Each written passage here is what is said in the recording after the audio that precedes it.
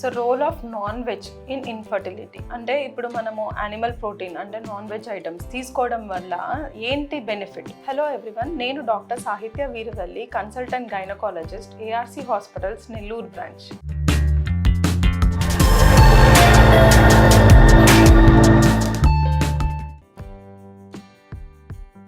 So animal ప్రోటీన్లో high quality all the 9 essential amino acids ఉంటాయి. దీనివల్ల మనకి ఓవరాల్గా ఫర్టిలిటీ అనేది ఇంప్రూవ్ అవుతాయి. జనరల్గా అంటే లైక్ ఫిష్, ఎగ్స్, పౌల్ట్రీ అంటే చికెన్, అలాగే లీన్ రెడ్ మీట్. సో వీటిలో మెయిన్గా ఉండేది ఏంటి అంటే omega-3 ఫ్యాటీ యాసిడ్స్. ఇది ఎక్కువగా ఫిష్లో ఉంటుంది.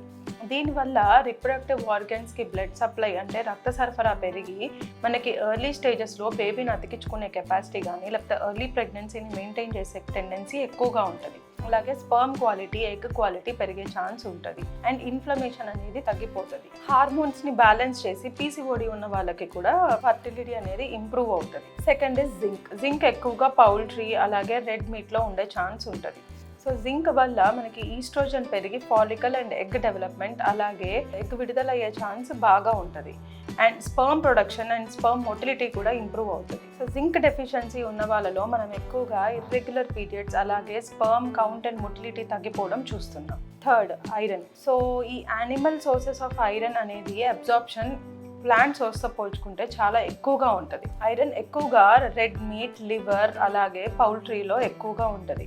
ఈ ఐరన్ వల్ల ఎండోమెట్రియల్ లైనింగ్ అనేది బాగా పెరిగి అంటే పొర అనేది బాగా పెరిగి మనకి బేబీని అతికించుకునే కెపాసిటీ అలాగే ఎర్లీ ప్రెగ్నెన్సీని సపోర్ట్ చేసే టెండెన్సీ ఎక్కువగా ఉంటుంది and even egg growth, follicle development అలాగే ఎగ్ విడుదల అయ్యేదానికి హెల్ప్ చేస్తుంది. సో ఐరన్ డెఫిషియన్సీ ఉన్న వాళ్ళలో మనం స్టడీస్లో చూసుకుంటే ఎక్కువగా ఇర్రెగ్యులర్ పీరియడ్స్ కానీ లేకపోతే వచ్చిన ప్రెగ్నెన్సీ అబార్ట్ అవ్వడం ఇలాంటివి ఎక్కువగా చూస్తుంటాం. B12 ఎక్కువగా యానిమల్ సోర్సెస్లోనే ఉంటాయి. లైక్ ఫిష్, పౌల్ట్రీ కానీ రెడ్ మీట్ కానీ ఇలాంటి వాటిలో ఎక్కువగా ఉంటుంది. ఈ B12 hormones like oestrogen, progesterone అలాగే టెస్టోస్టిరాన్ని మెయింటైన్ చేయడానికి హెల్ప్ చేస్తుంది. హార్మోనల్ బ్యాలెన్స్ వస్తుంది.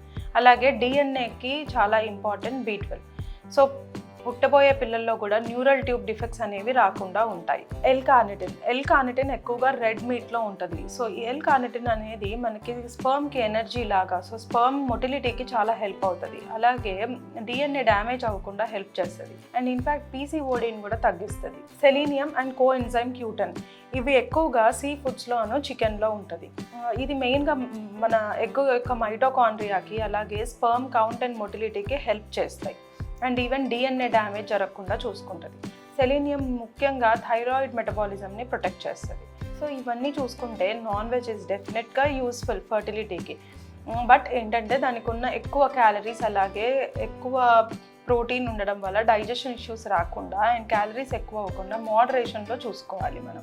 And more over like fresh meet అలాగే ఫ్రెష్గా ఉన్న live fishes better instead of processed and stored meet అనేది చూసుకోవాలి.